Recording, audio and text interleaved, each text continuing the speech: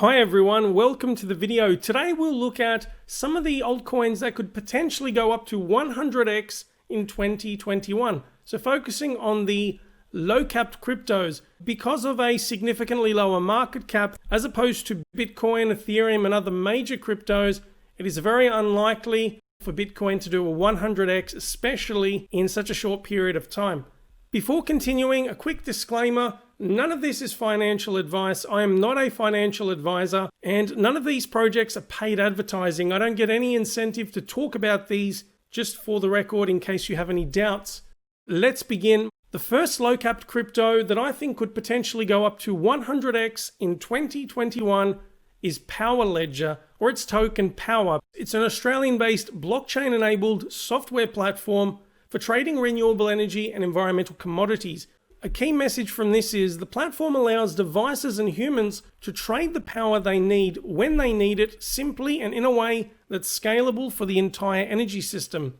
The beauty of this is it reconciles the nascent peer-to-peer energy trading industry with blockchain technology, which I expect blockchain tech, other forms of distributed ledger technology, and the overall crypto space to go gangbusters in 2021 and beyond. Some of the key software in relation to the project, there's Microgrid, I'm just listing a few of these, which maximizes ROI by enabling buildings to trade energy between each other. XGrid, trade across the grid with the benefits for the customer, retailer, and distribution network. Balance, virtual power plant. And there is PPA Vision, a data management and settlement system for energy asset owners and operators. Besides the energy trading, Power Ledger is also involved in environmental commodities trading, which utilizes their proprietary blockchain tech to track energy from renewable sources and monetize the environmental attributes. So Trace, which allows you to track and record environmental attribute certificates more efficiently, and TraceX, which is the digital marketplace for renewable energy certificates. All of this, coupled with a team with a mixture of business and academic rigor, I would say Power Ledger is a very promising project moving forward. This software could be utilized by people and businesses around the world. The relevant price information, it is currently 10 cents per Power token, the all-time high of just above $2, and this was back in January 2018. Its circulating market cap of roughly $41 million, the supply of 424 million Power, with a total of 1 billion tokens.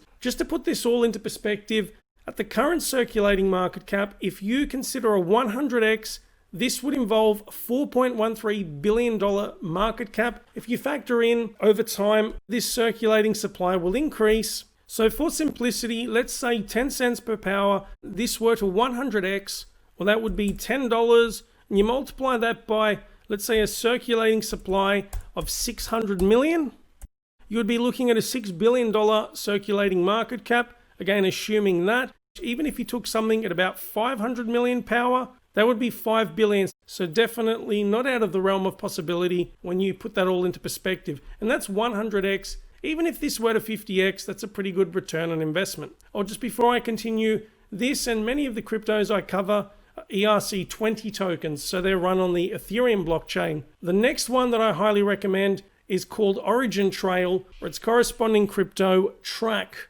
It's a project that aims to improve supply chain management and product traceability using blockchain technology. Just highlighting some of the key aspects of this. Learn how Origin Trail already powers trusted data exchanges in different industries, including Fortune 500 companies. So we have standards and certification, so we're ensuring the authenticity of these training certificates and business standards. Trusted factory, so that's to ensure the integrity of security audits for some of the largest US importers.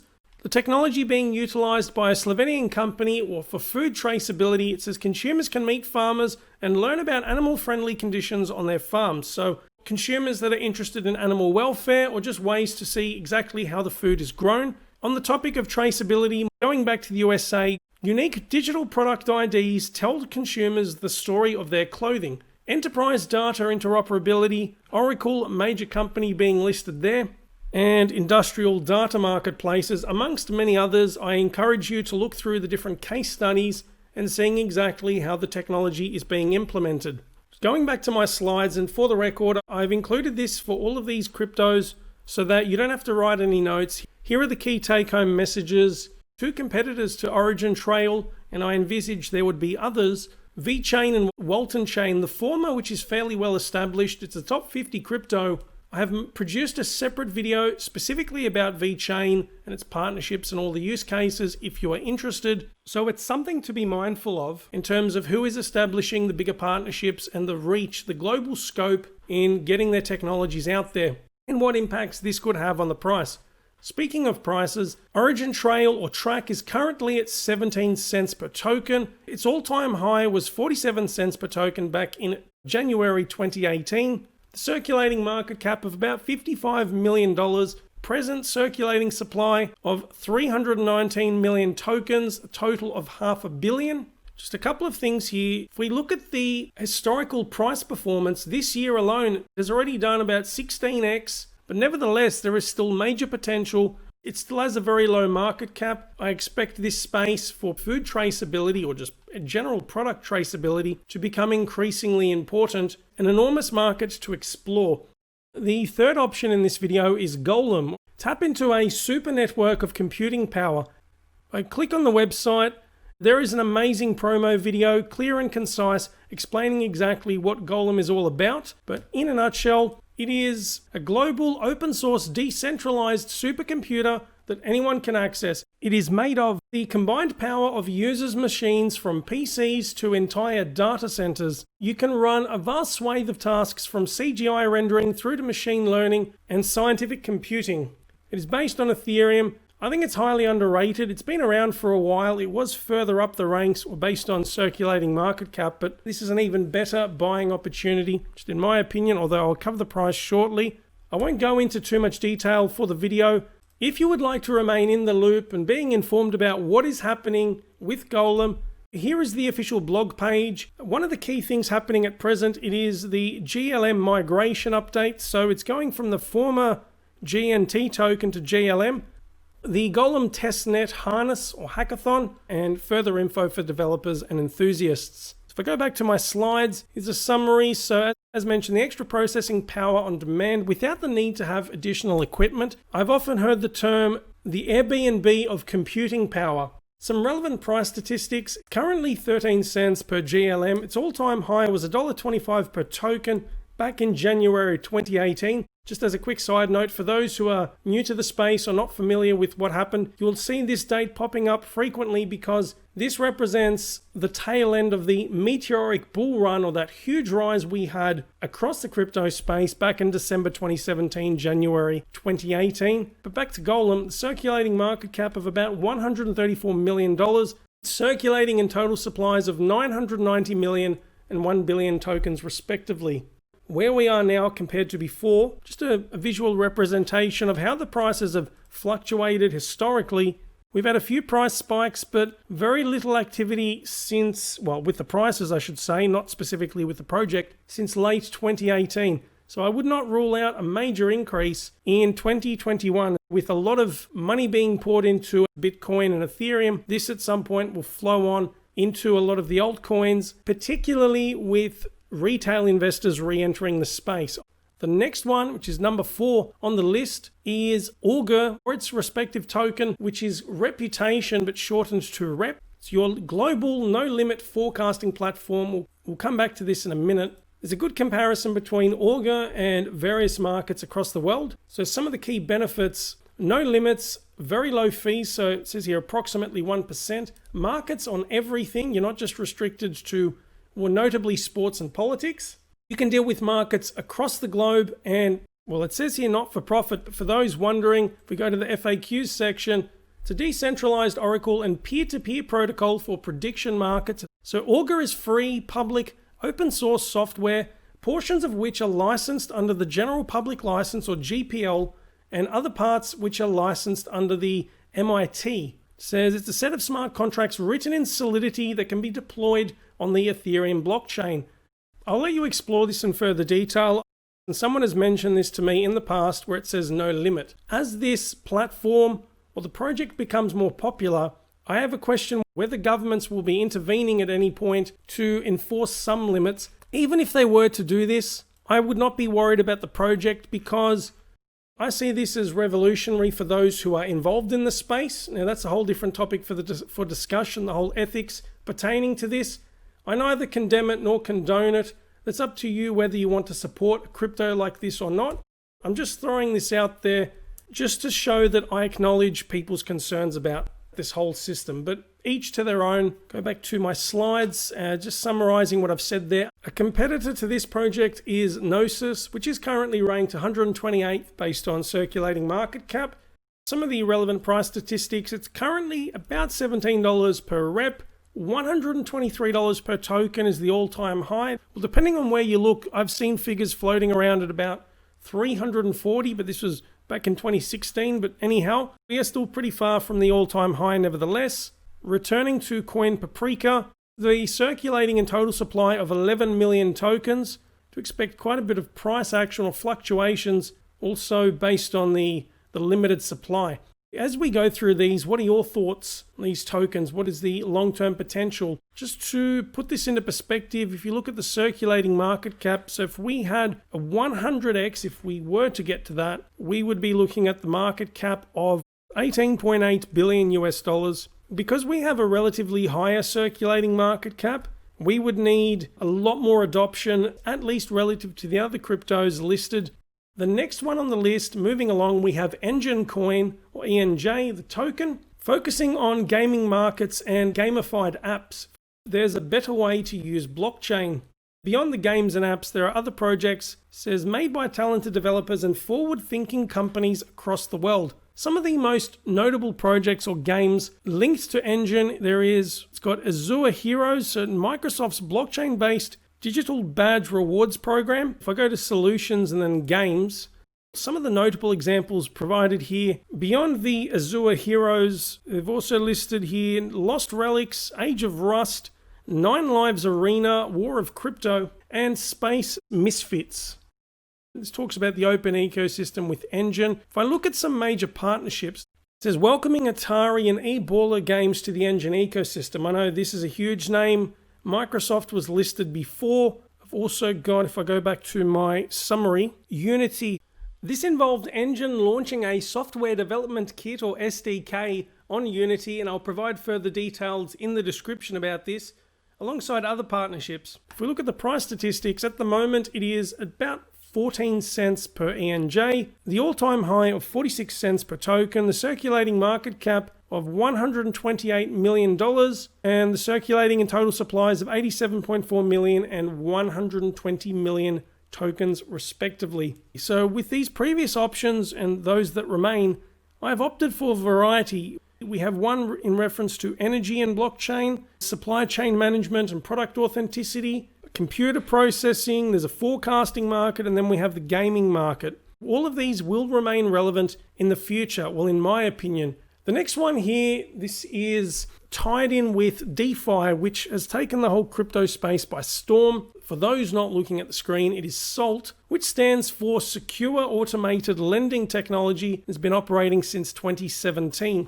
Going to its official website or the homepage, you have loans backed by various cryptocurrencies, so using them as collateral if you would like to then borrow crypto assets, and no bank account necessary through stablecoin payout, loan health, so making sure you've got sufficient loan to value, security through multi-signature cold storage, more details about how the loans work there, and this will become increasingly relevant. I say once again because SALT was pretty big back in 2017. It was emerging as one of these major cryptos, or gradually getting there. But I see this having a bit of a renaissance, so to speak.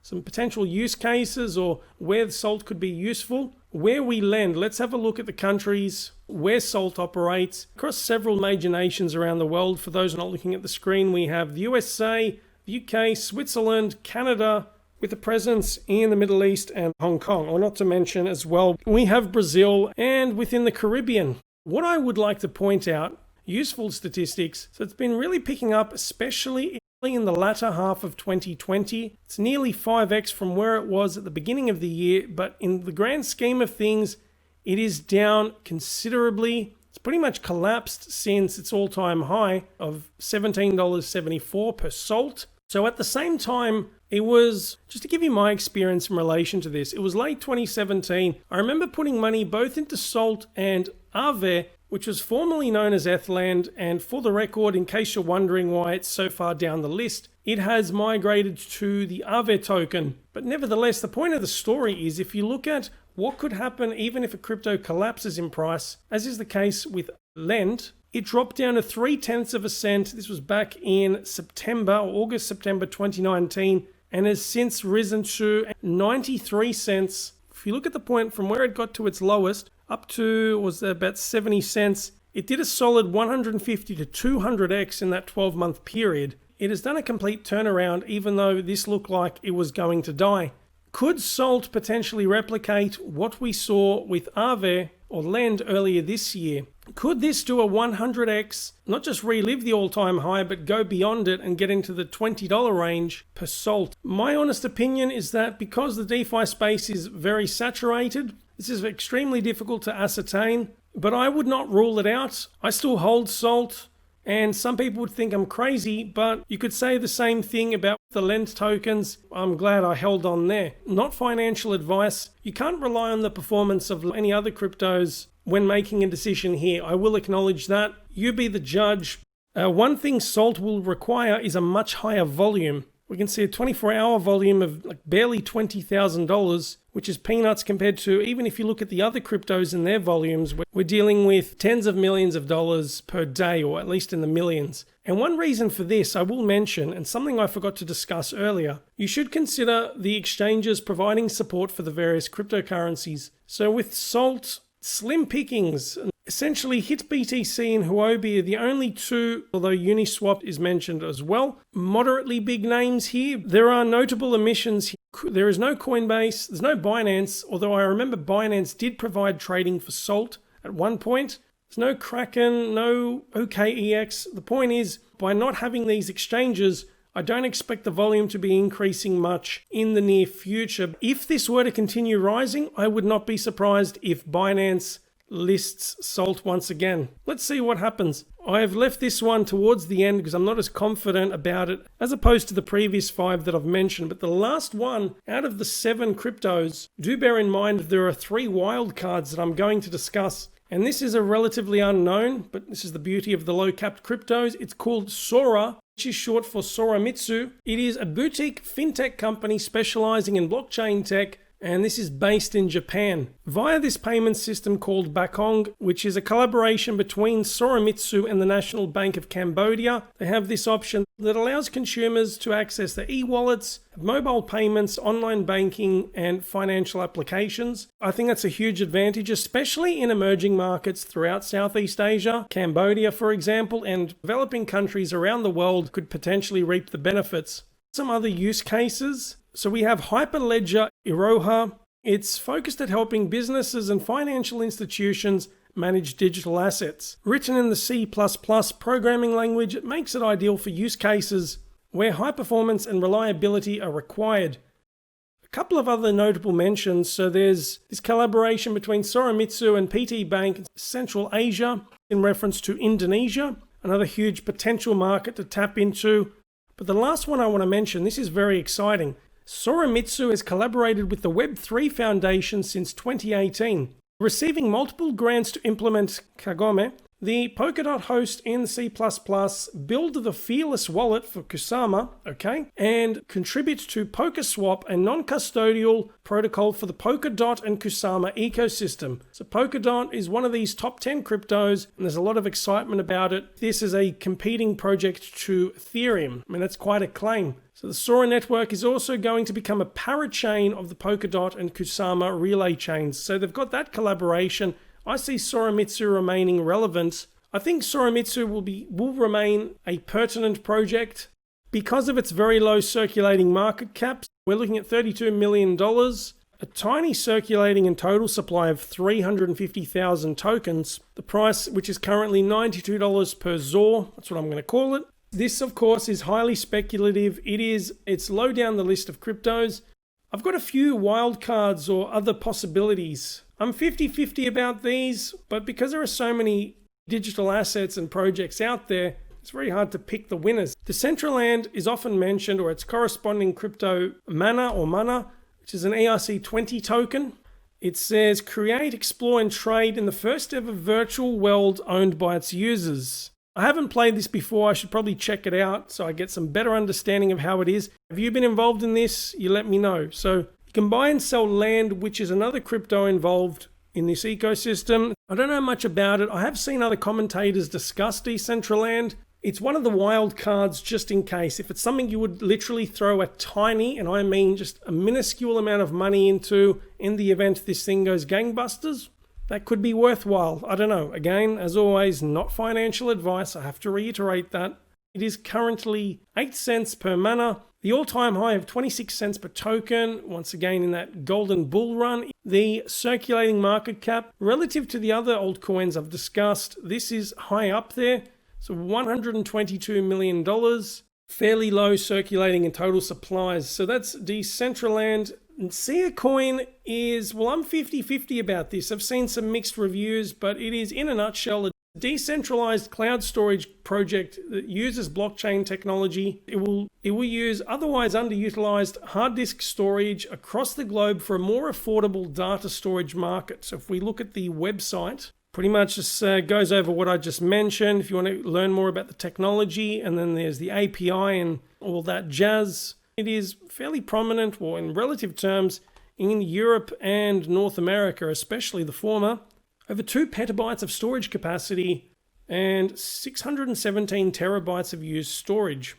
I've featured SIA because cloud storage and just general data storage will remain and become even more important down the track as we become an even more digital society. If you wanted 50x or even higher than that, you would rely on huge partnerships due to what is already at the moment a relatively high circulating market cap, which is $160 million US.